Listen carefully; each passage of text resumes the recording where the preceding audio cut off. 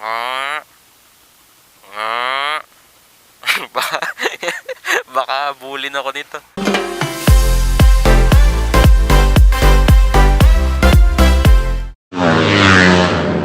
Hello sa inyo mga sir, mga ma'ams. At ngayong araw ay alas 3 alas 4 ng umaga. Papunta kami ngayon ng Baguio. Magbablog ako ulit kapag maliwanag na. Mahina yung camera ko sa dilim. Dito na kami sa ano pa lang kami. Paniki Tarlac.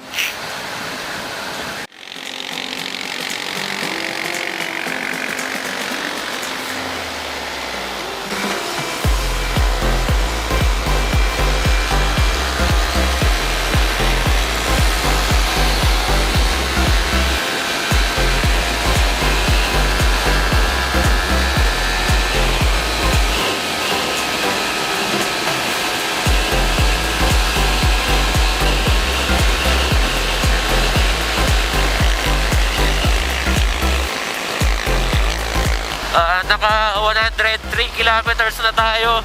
Tinignan ko sa Google Map, nasa 208 kilometers sa Lis, Pampanga to Baguio. Ayan, medyo mabilis na takbo namin. Mas maganda maaga kaming makarating para makadaan pa kami ng Manawag.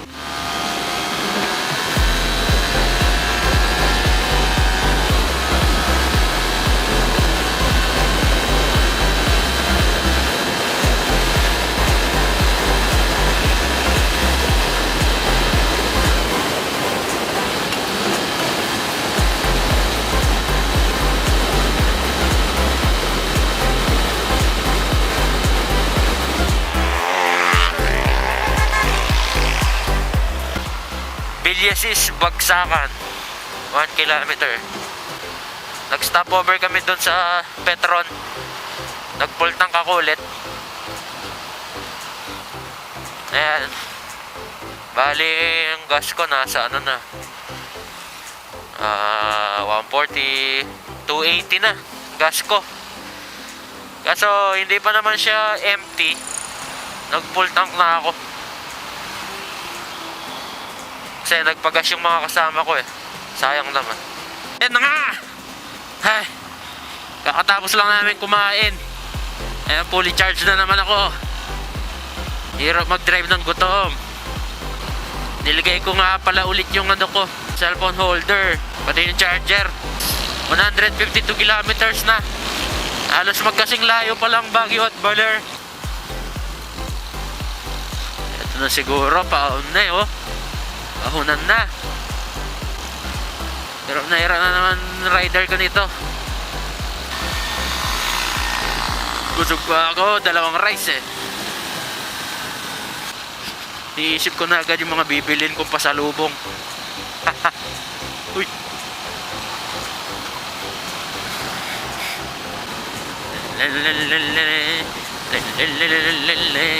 Ay, wala pa palang ahunan. Malayo-layo rin pala. Uy, nakita ko na naman si Jollibee. 3 kilometers. Sayang. Kumain lang kami sa ano eh, sa karinderya, kantin. Wow, ang ganda ng tulay.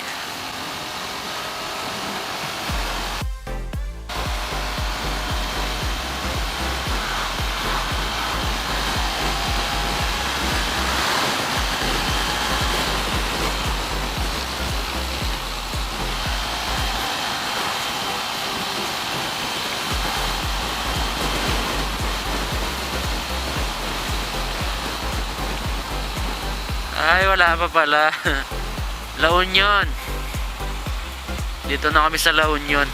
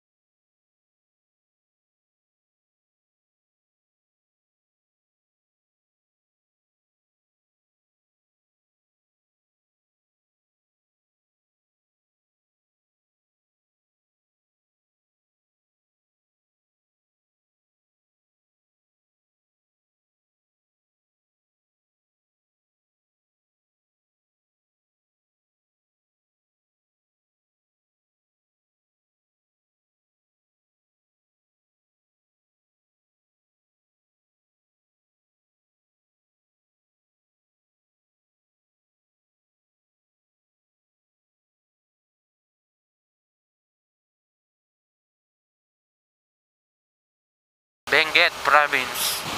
Nararamdaman ko na yung lamig. Ang totoo niyan, first time ko lang pumunta ng Baguio ng nakamotor.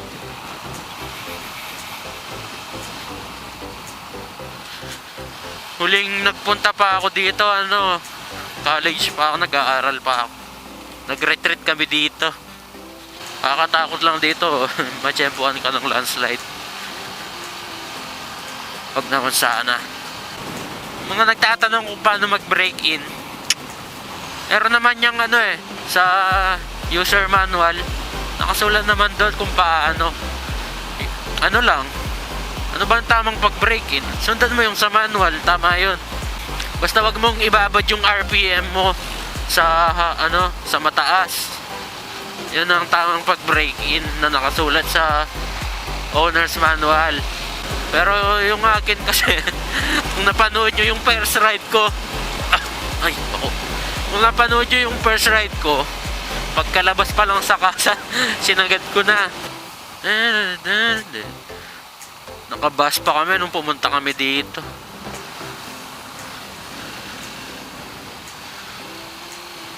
Tagal-tagal na rin. Hindi ko na matandaan yung mga daan. Pero natatandaan ko yung mga pinagbibili kong pasalubong na nung peanut brittle. Yun ang bibilin ko ngayon. Peanut brittle. Pumunta akong Baguio para bumili ng peanut brittle. Tapos bahala na. Kung pumunta kasi ako ng Baler, bumili ako ng suman. Tapos sampalok. Mga tropang big bikes. Oo, kahit Ninja 400 lang, masaya na ako. Pwede na. Ito na ba yun? Parang hindi ako nahihirapan sa madali yung mga banking niya.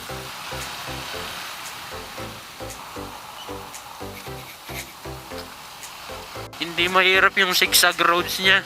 Mas mahirap yata yung sa Baler. Yung sakit ng kamay ko sa zigzag road ng Nueva Ecija to Baler. Nakita niyo na ba yung bagong Aerox S? Parang lang color scheme, ABS, keyless, tapos yung smart engine stop yata yan. Hindi ako sure.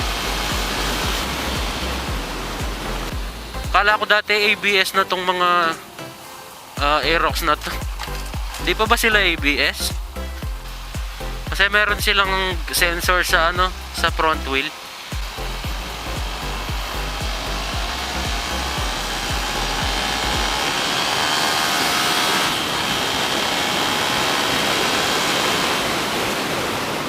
Nahuli na ako. Tagal kasi nung mga sasakyan sa harapan. Ayaw magpa-overtake.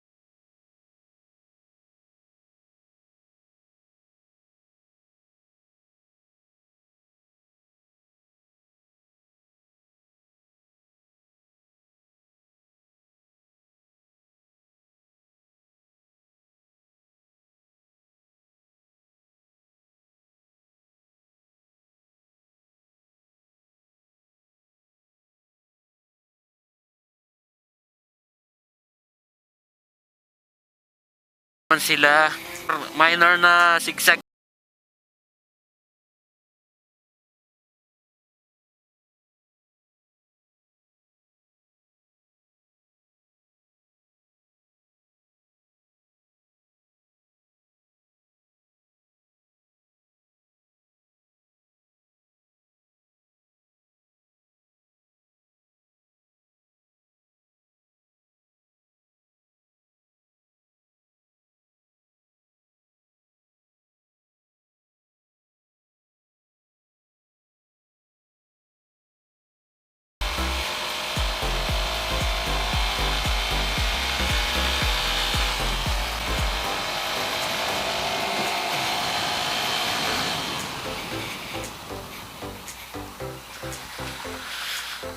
Wow, ganda.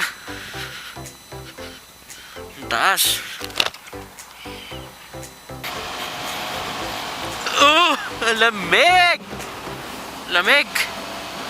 Dumating na yung mga anti-fog na insert ko na 20 pieces. Kaso, ang gusto ng Wipro ay gagawa ko ng video ng giveaway ng 100 pieces. Tapos sila nang bahalang magpa-ship sa mga winners. So ayun, baka malapit na rin. Konting hintay na lang. Pinag-uusapan pa namin yung mga mechanics ng palaro. Ang gusto ng Wipro, i-share yung video sa Facebook. Tapos ako nang bahala sa iba. So, hintayin nyo na lang. Comment kayo kung anong magandang klaseng mechanics. Yung madali para mabilis kong makuha yung mga details ng winners.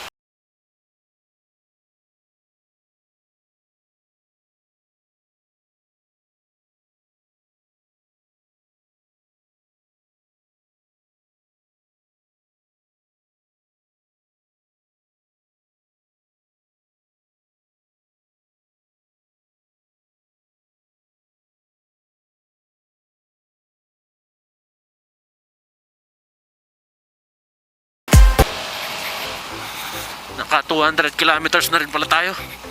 Baho.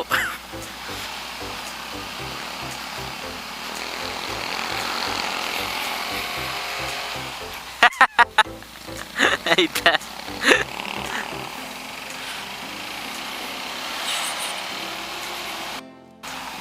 Baho. Baho.